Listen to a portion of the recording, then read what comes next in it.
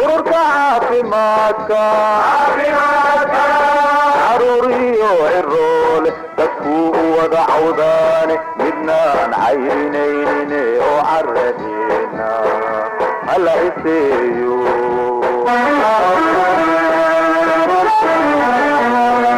ururka caafimaadka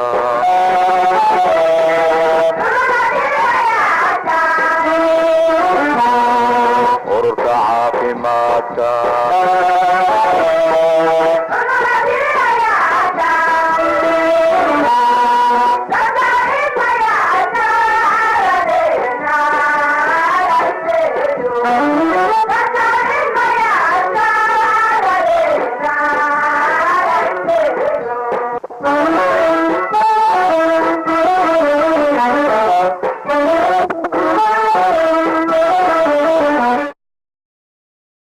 waxaan garan karnaa 22 sano burbur Soomaaliya ku dhacay in ay wada burbureen adeegyadii aasaasiga ahaa oo caafimaadku ugu horeeyay burburkii wadanka saameeyay caafimaadkana si gaar ah ayuu u saameeyay sababtoo ah markii horeba Soomaaliya 1990kii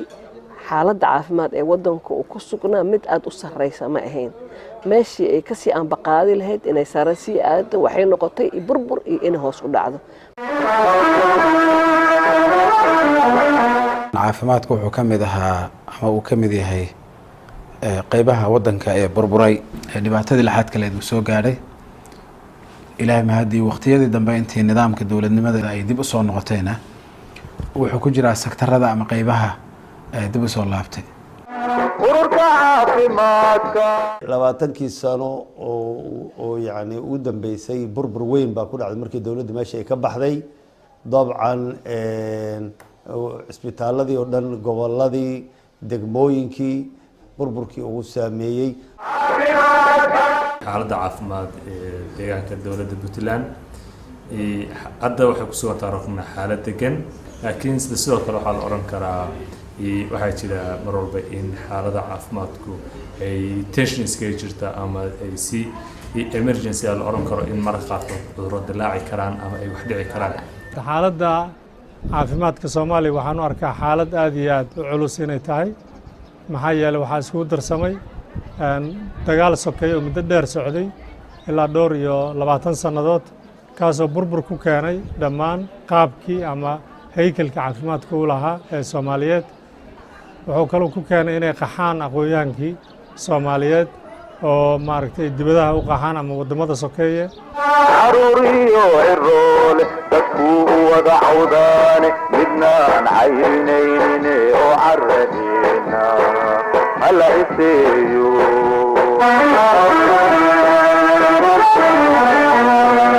ururka caafimaadka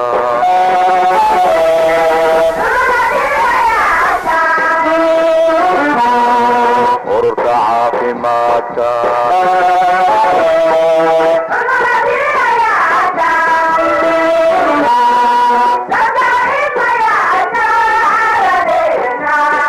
markaad fiiriso dhinaca wasaaradda horumarinta iyo adeega bulshada sanadkii hadda aan joognay waxaa noo suurtoobay bal inaan siyaasadihii iyo qorshihii ay ku shaqayn lahayd wasaaradda inaan dejino inaan isku dayno inaan bilowno wax alla wixii karaanka iyaga ah sidii lagu horumarin lahaa caafimaadka inaan u diyaarinay adeegyadii caafimaadka aasaasiga ahaa adeegaas caafimaadka aasaasiga ah waxaan jecelnahay dhowr gobol oo wadanka kamid ah inaan ka bilowno sanadkan intuusan dhammaanin haddii ilaahay idmo waxaa wadanka ka jira cusbitaallo ku qalabaysan qalab casri ah waxaa la sameeyaa xarumo caafimaad oo bixiya adeegyada caafimaadka aasaasiga gaar ahaan hooyooyinka dhallaanka oo ka jira dhammaan gobolada Somaliland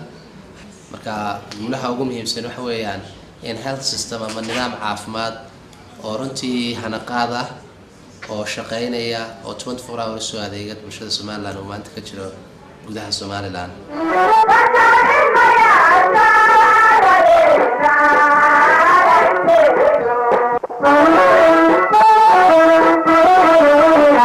caqabadaha ugu badan oo horumarinta caafimaadka iyo muxuu ahaa ay naga haysta waxaa ka mid ah runtii dhaqaalaha dowladuhu runtii waxay ku bixiyaan aad bay ugu yar tahay marka Puntland uu soo noqon laakiin waxaanu ku xiranay waxa la hay'adaha deeq-bixiyaasha caalamiga marka saas ay tahay misna sidii u baahnayd u heli maysid waxa laga yaabaa waxyaalo badan oo kugu jiray oo aad qaban lahayd inaad dhaqaaluhu waa lambar 1 buu ka yahay caqabadaha hor imaanaya caafimaadka Soomaaliya waa lack of human resource marka maadaama burbur weyn uu ku dhacay jaamacadii macaahidda hore u soo saari jirtay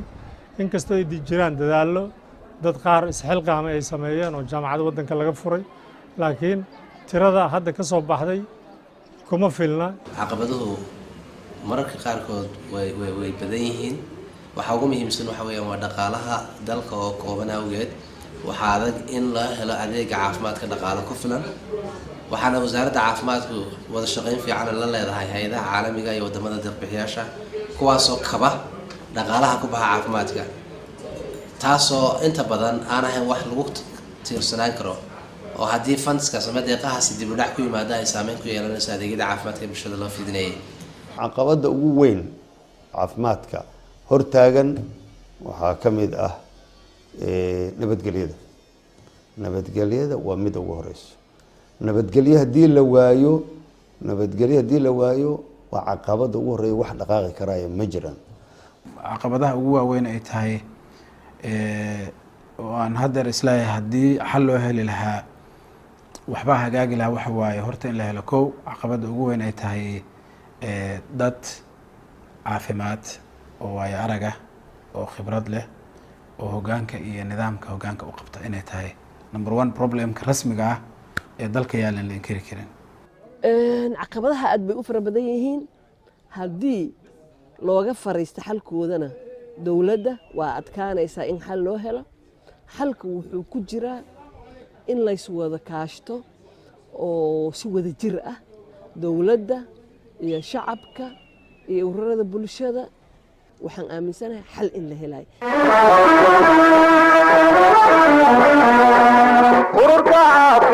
systemka caafimaadka waxaanu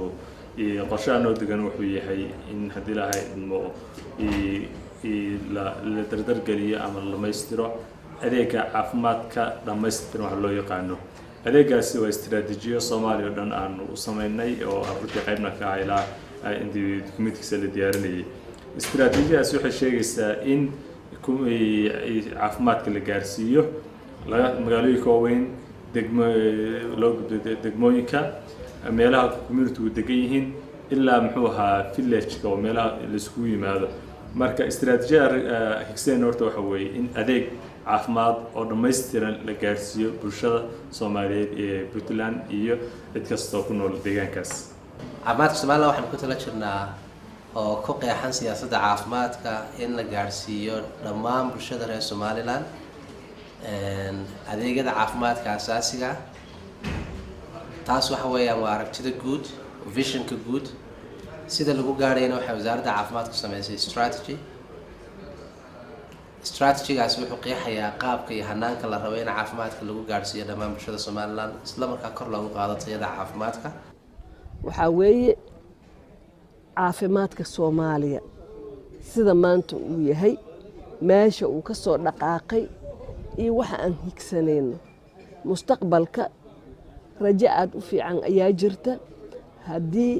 amniga sida hadda uu u fiicnaanayo uu ku sii socdo waxaan rajaynayaa Soomaaliya muddo 5 sano gudahood ah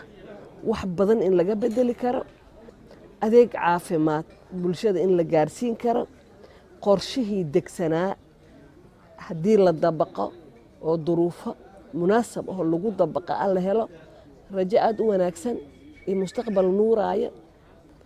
waxaan kaloo ii muuqato adeega caafimaadka asaasiga oo Soomaaliya oo dhan laga dabaqo gobol iyo degmo iyo tuulo qof kasta oo Soomaali ah oo tuulada ugu yar joogo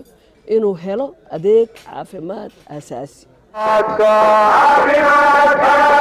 caruuriyo ciroole dadkuu wada cawdaane midnaan cayrinayne oo caradeena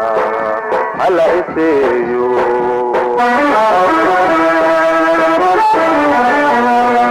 ururka caafimaadka